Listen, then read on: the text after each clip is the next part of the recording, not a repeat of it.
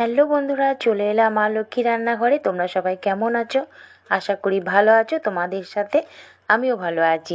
একটা ঘরোয়া রেসিপি, নতুন রেসিপি নিয়ে চলে এলাম, তোমাদেরকে ভালো লাগবে। দেখো, লাউ শাক চচ্চড়ি।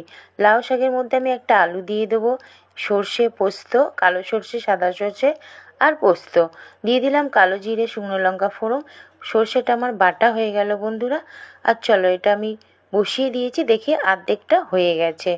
তো এর মধ্যে আমি সর্ষে পোস্ত বাটা দিয়ে দেবো, আর দিয়ে দেবো সাথে একটু মিষ্টি আর হলুদ, নুন তো আছেই বন্ধুরা পরিমাণ মতো।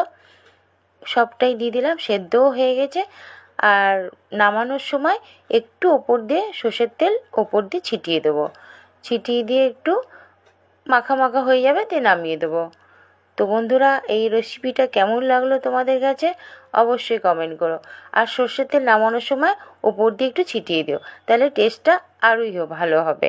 তো যারা আমার এই চ্যানেলটায় নতুন আছো, পাশে থেকো, লাইক কমেন্ট করো, শেয়ার করো আর সাবস্ক্রাইব করে দিয়ে আমার চ্যানেলটা পাশে থেকো। তো টাটা বন্ধুরা, বাই বাই। একদম ঘরোয়া রেসিপি, তোমাদের কেমন লাগলো কমেন্ট করতে ভুলো না। আর যারা আমার চ্যানেলটায় নতুন আছো, তারা সাবস্ক্রাইব করতে ভুলো না। তো টাটা বন্ধুরা, আজকের মতো ভিডিওটা এই পর্যন্ত। Bye bye. কালকে নেক্সট ভিডিওতে আবার আসছি।